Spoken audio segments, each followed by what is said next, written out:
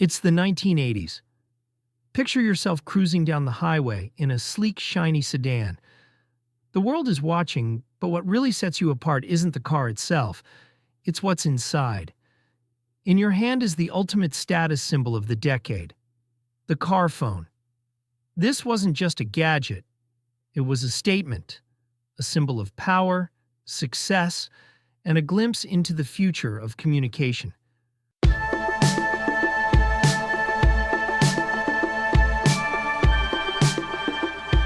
But what made the car phone so special?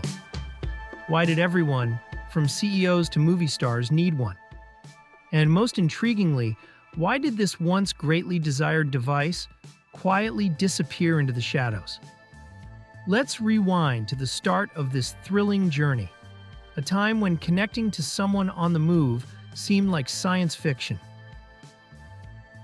In the early days, phones were strictly landlocked. If you weren't home or in the office, you were unreachable. But engineers had a vision. What if communication could be mobile?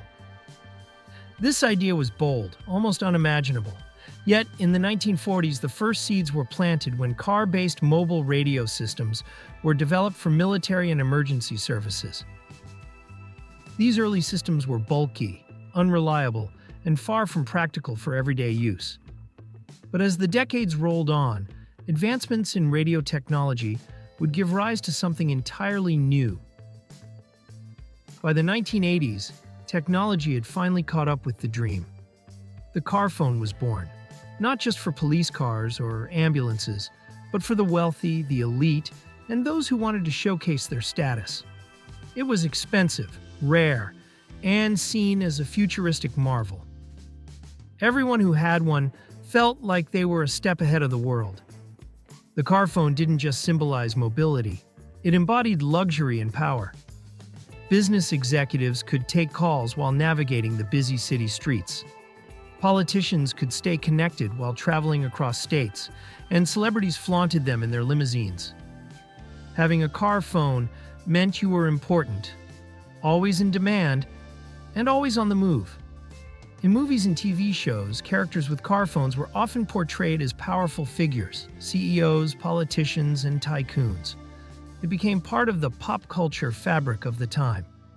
Everyone wanted one, but only a select few could afford it. But there was more to the car phone than just prestige. Beneath its polished surface, the car phone was setting the stage for something even bigger. It was the precursor to a revolution that would forever change the way we communicate. However, as glamorous as the car phone was, it wasn't perfect. The technology was primitive by today's standards.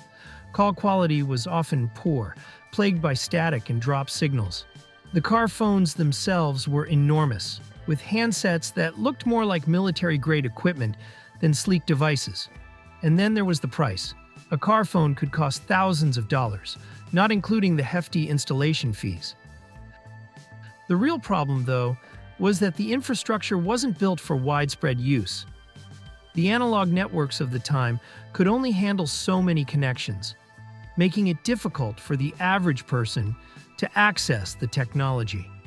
And as more people tried to jump on board, the limitations of the system became glaringly obvious. Yet, despite these flaws, demand for the car phone continued to grow. People were mesmerized by the idea of being constantly connected. It felt like a glimpse into the future, a future that was just out of reach. While the car phone had taken the world by storm, the real game changer was waiting in the wings. Cellular technology. Engineers were hard at work, developing smaller, more efficient devices that didn't need to be hardwired into cars. Portable phones were on the horizon, and the car phone, once seen as the pinnacle of mobility, was about to be left behind. In the mid-1980s, the first handheld cell phones began to emerge. They were still bulky and expensive, but they offered something the car phone couldn't: true portability. Suddenly, you didn't need to be in a car to make a call on the go. You could be anywhere. The car phone's days were numbered.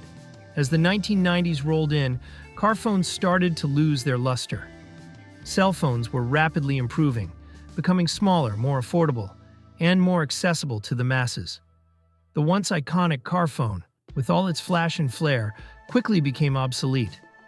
The status symbol of the 1980s had now become a relic, a reminder of a time when communication on the go seemed like a distant dream. The car phone had been outpaced by technology. Its bold vision of the future was now a thing of the past. So, what happened to the car phone? It wasn't just one thing, it was a mix of practicality, economics, and the rapid evolution of technology. The car phone was brilliant in its moment, but it couldn't keep up with the ever-accelerating pace of innovation. As cellular networks expanded and handheld devices shrank, the car phone simply couldn't compete. It became clear that the future wasn't in phones tied to cars, but in phones that could go anywhere.